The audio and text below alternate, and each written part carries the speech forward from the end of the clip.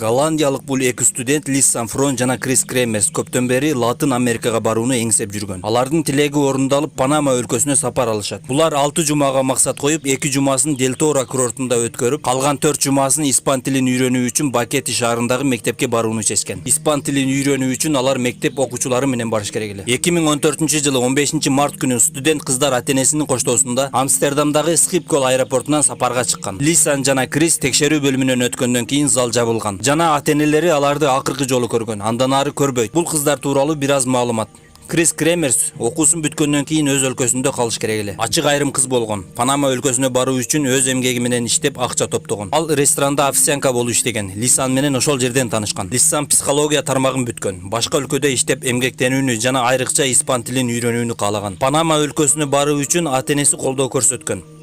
Кызынын окуусун бүтүп алган диплому менен куттуктап, башындагы 2 жумасын Лисан жана Крис айтып өткөндөй Дель-Торо курортунда өткөрөт. 29 март күнү Крис жана Лисан Бакети шаарчасына келет. Окууларын баштоо үчүн. Бакети аймагы деңизге жакын болгондуктан мейман тосуучу жерлери көп. Эң негизги белгилүү тоосу Барым вулканы. Деңиз деңгээлинен 3000 метр бийиктикте жайгашкан. Аба ырайы жакшы учурда тоодон Атлантика жана Тынч океандарын көрүүгө болот. Чындыгында Бару тоосуна жетүү меймандар үчүн кыйын болгондуктан, жөө басуу ыңгайлуу жагы Сапкак жана Калмак айылдары аркылуу жакын. Бакети аймагында кыздарга биринчи сюрприз. Испан тилин үйрөтүү мөөнөтү 8 апрелге жылдырылганы маалымдалат. Бул жаңылык Лисан жана Криске бир жумалык планда жок убакыт пайда болот. 29 март 2014 күнгө ишемби 6 күн. Лисан жана Крис Бакет аймагындагы Нирем аттуу айымдан бир бөлмө алышат. Ал келген меймандарга квартира же бөлмөлөрдү ижарага берип иштечү. Бөлмөнүн эшиги өзүнчө, кыздарга 2 ачкыч берет. 30 март 2014 күнгө жекшемби дем алыш. Эртең мененки тамактануудан кийин кыздар шаар айланып эс алып кайра кечинде келишет. Ал күнү эч кандай коркунучтуу же башка нерсени Нирем кыздардан байкаган эмес. Маанайлары күндөгүдөй болгон. 31 март 2014 күнгө дүйшөмбү. Кыздар тил үйрөтүүчү мектепке барып бир жумага жылдырылган окууну аныктап, жана тоону көрүп келүү үчүн жол көрсөткөнгө шерик сурашат. Бул күнү кыздар ата-энелери менен WhatsApp аркылуу акыркы жолу байланышкан. Бизде баары жакшы, анан сүйлөшөбүз деп жазган Лисан.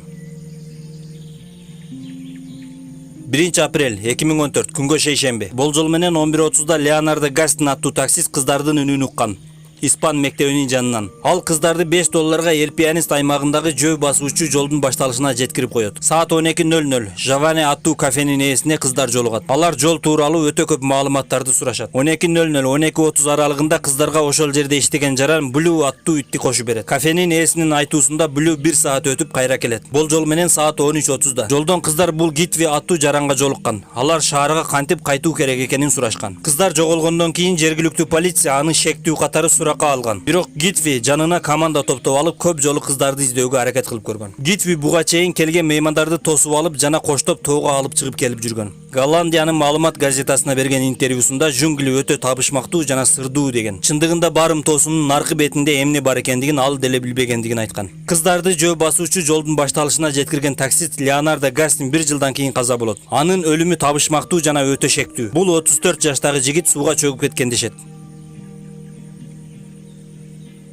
2 апрель күнү Испан мектебинин Филитсан Гонсалес аттуу мугалими Крис жана Лисан жашаган жерге келет. Ошол күнү алардын жолугушуусу болмок. Бирок алар мектепке келбегендиктен Филитсан издеп келген. Анын эмгек акысы төлөнгөн болчу. Батирдин ээси кыздар келбегендигин айтат. Кыздарды бир күн күтүшөт. Эртеси күнү Филитсан полицияга кабар берген. 3 апрель күнү Панама полициясы иликтөөгө киришет. Алардын жашаган жерин текшергенде бөлмөдөн 2 ноутбук жана кыздарга тиешелүү кийим-кечелер болгон. Панама полициясынын айтымында кыздар 1 апрель күнү эртең менен интернет аркылуу Барым тоосуна баруучу эл пианист жолу тууралуу маалыматтарды издеген дешет. Ошол күнү издөө иши башталат. 5 апрель күнү полиция туристтик жолдорду издөөнү токтотот. 8 апрель күнү абага биринчи вертолет көтөрүлөт. Жыйынтык жок. 10 апрель күнү Панамага Кристин ата-энеси учуп келет. Иликтөө иштери 14 апрель күнү жыйынтыгы жок аяктайт. Кыздардан эч кандай дайын жок болот. 30 апрель күнү жарыяга чыгарат. Сүйүнчүсү $30,000 деп. Жергиликтүү телеканал үстүнө дагы $10,000 кошот. 1 май күнү Панамалык жаратылыш коргоо кызматкерлери ишке киришет. 18 киши жана 12 үйрөтүлгөн иттер менен. Панама полициясы ошол жердеги тургундардын үй жайын текшерүүгө алган эмес. Себеби буга чейин кээ бир жоголгон адамдар жунгли токойунан табылган дешкен. Алардын ою студент кыздар адашып калган деген гана максат болгон. Чындыгында Google картадан көрсөтүлгөн эң негизги бул жол 14 чакырымга чейин эле болгон. Андан ары картада жол жок. Көпкө созулган издөө токтобой келет. Арадан 2 ай өткөндөн кийин 2014-жылы 14 июнда Кариб деңизине жакын жайгашкан айылдын бир тургуну бул көк баштыкты алып келет. Ал баштыкты дарыянын жээгинен таап алганын айтат. Табылган баштык баштыкта Ли Санфронго таандык паспорт, Крис Кремерске таандык медициналык камсыздандыруу картасы, 83 AQSh доллары, 2 күндөн тосуучу көз айнек, 2 уюлдук телефон, 2 ич кийим, 1 фотоаппарат Canon жана 1 аз суусу бар желим бөтөлкө. Бул баштык чын эле ошол учурда табылганбы Голландия өлкөсүнө табышмак болду. Айта кетсек, Панама өлкөсү бул баштык тартылган сүрөттү студент кыздардын ата-энелеринин уруксаты жок жарыялагандыгы коомго чуу жаратат. Панама өлкөсү бул нерсени издөөгө жардам берген катары жарыялаган. А Европа маалымат булактары бул сүрөттү полиция эмес, ошол таап алган жаран тарткан деп болжогон. Жыйынтыгы бул табылган буюмдар экспертизага жөнөтүлөт. Буюмдардан 10дон ашык адамдын манжа издерин аныкташат. Арасында көпчүлүк буюмдарды кармаган эркек кишинин манжасы аныкталган. Эмнегедир Панама полициясы бул жарандын аты жөнүн ачыкка чыгаргысы келген эмес. Албетте Панама өлкөсү мейман тосуучу жер. Келген туристтердин эсебинен өлкө өнүгүп келет. Жылына 4 миллиард доллар казынага түшүп турат. Эгер Панама өлкөсү бул чындыкты жарыяласа, бүткүл дүйнө угат. Жана аларга турист келбей калышы мүмкүн деген маалыматтар айтылган. Жыйынтыгы 6 кишинин манжа изи табылып, алардын 5өөсү эч кандай шек жаратпайт. Демек бир сыр бар. Панама полициясы экинчи издөөнү баштайт. Экинчи издөөдө кара түстөгү бут кийим табылат. Ал Лисанга таандык. Бир канча күн өтүп көк бут кийим жана жынса шорта табылат. Бул Криске таандык.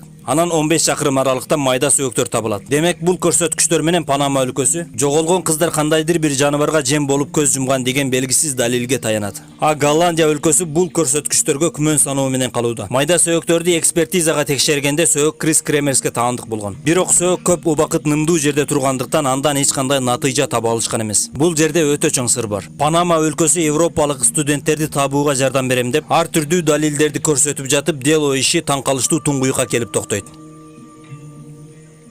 Эми баштыктагы буюмдарга өтсөк. Уюлдук телефон жана фотоаппараттагы маалыматтар. Фотоаппаратка тартылган сүрөттөр. 1 апрель күнү кыздар тоодон күндүзгү 13:00 13:30 тартқан акыркы сүрөттөр. 508 сүрөт. 509 сүрөт өчүрүлүп кеткен. Аны кайра калыбына келтирүү мүмкүн эмес болгон. Андан кийинки сүрөттөр 510дон башталат. 8 апрель күнү түнкү саат 2ден кийин тартылган. 87 сүрөт түшүнүксүз жана табышмактуу. Панама полициясынын айтуусунда кыздар караңгыда адашып кетип, фотоаппараттын вспышкасын кол чырак катары колдонушкан дешет. Бул жоопторго караганда суроолор өтө көп. Эмнеге бир жумадан кийин тартылган сүрөттөр? Андан кийин уюлдук телефондор. 1 апрель күнү ошол акыркы сүрөт тартылгандан 2 саат өткөндөн кийин куткаруу кызматына чалган. Биринчи телефон чакыруу жиберет, байланыш жок, кайра өчөт. Экинчи телефон жанат, ал да куткаруу кызматына чалат, байланыш жок. Ошентип бул көрүнүш бир канча күн кайталанган. Акыркы күнү уюлдук телефондордун кубаты өчөт. Жана айта кетсек, Лисанга таандык iPhone акыркы күнү бир канча жолу жанып, бирок код туура эмес терилген. Суроо: эмнеге ошол күндөн тартып студенттер ата-энесине же жакын досторуна жок дегенде кат билдирүү жиберген эмес? Бул суроолор Голландия өлкөсүн гана эмес, бүткүл дүйнөнү таң калтырат.